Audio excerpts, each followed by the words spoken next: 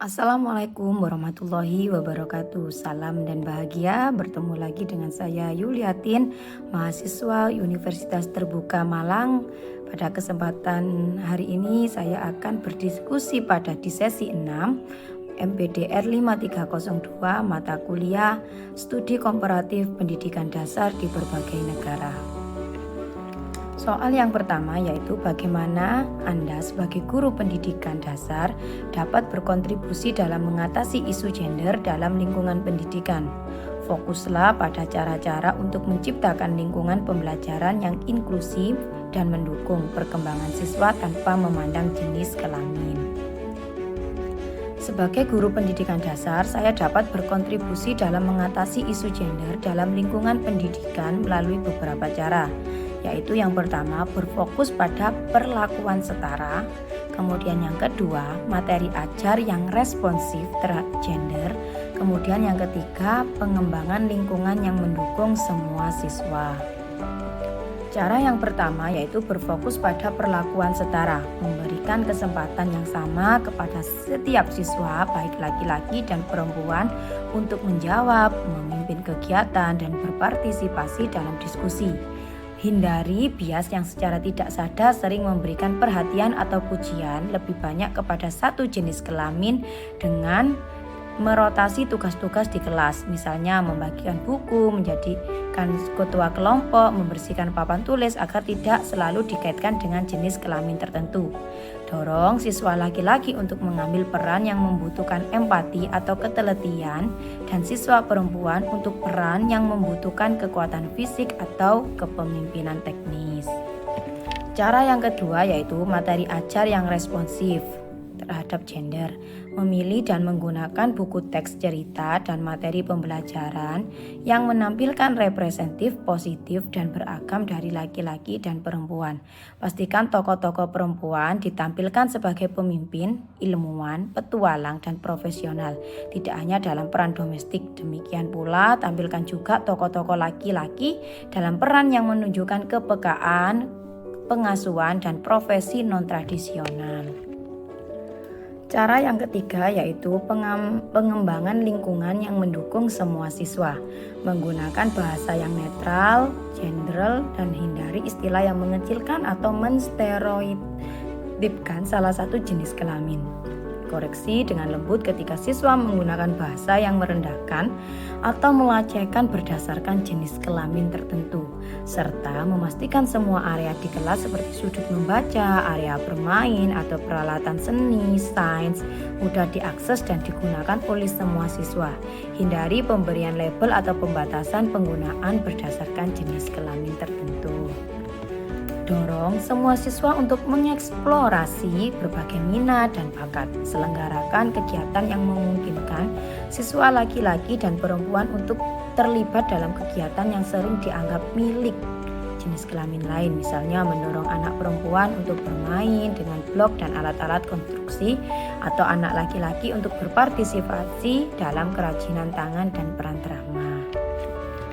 Selanjutnya, pada soal yang kedua yaitu sebutkan strategi konkret yang dapat atau telah Anda terapkan untuk mempromosikan kesetaraan gender, mengidentifikasi potensi diskriminasi gender, dan mengajarkan siswa tentang pentingnya menghormati perbedaan dan merangkul keragaman dalam konteks pendidikan dasar.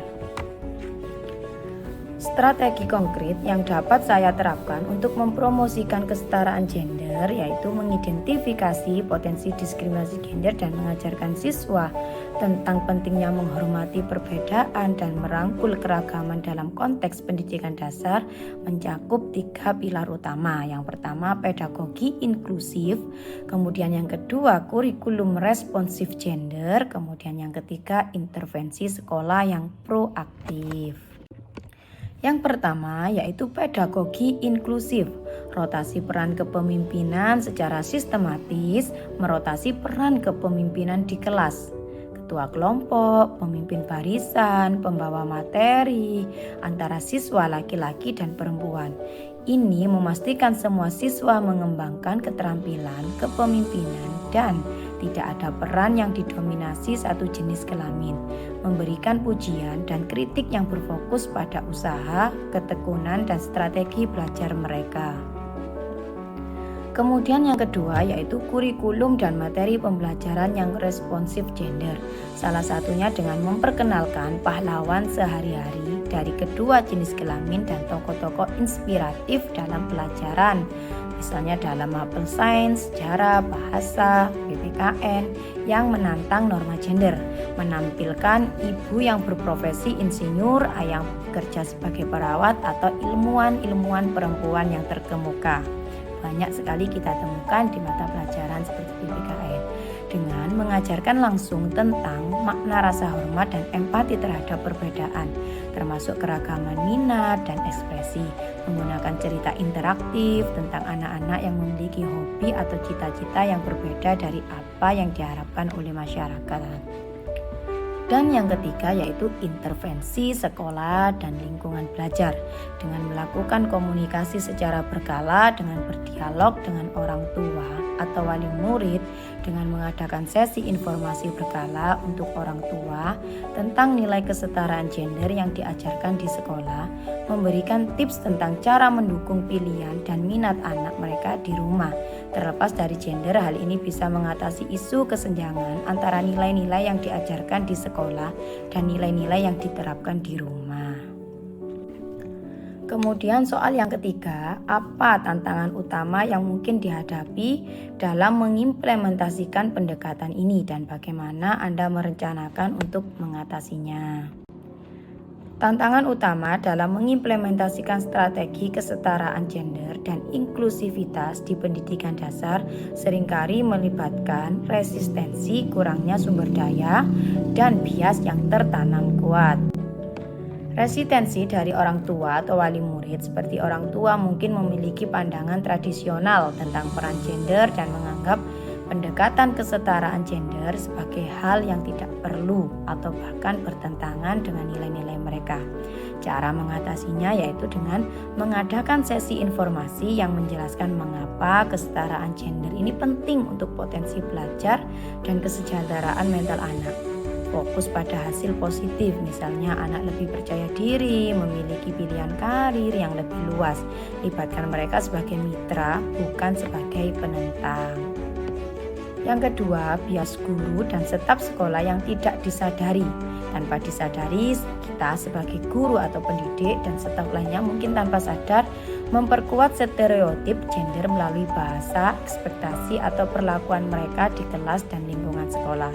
Cara mengatasinya yaitu dengan mengikuti dan memimpin pelatihan sensitivitas gender dan unconscious bisa bias secara berkala.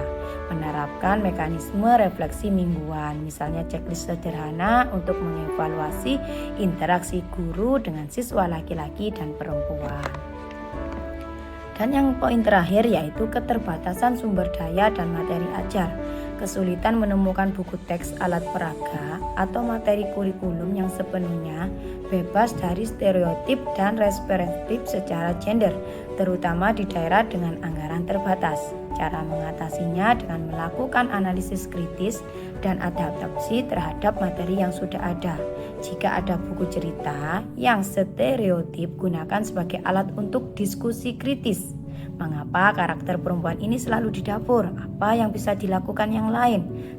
Dan pertanyaan tematik lainnya. Membuat materi perlengkapan buatan sendiri yang bisa menampilkan beragam materi. Demikian hasil diskusi pada sesi 6. Saya ucapkan terima kasih yang sebanyak-banyaknya dan saya akhiri. Wassalamualaikum warahmatullahi wabarakatuh.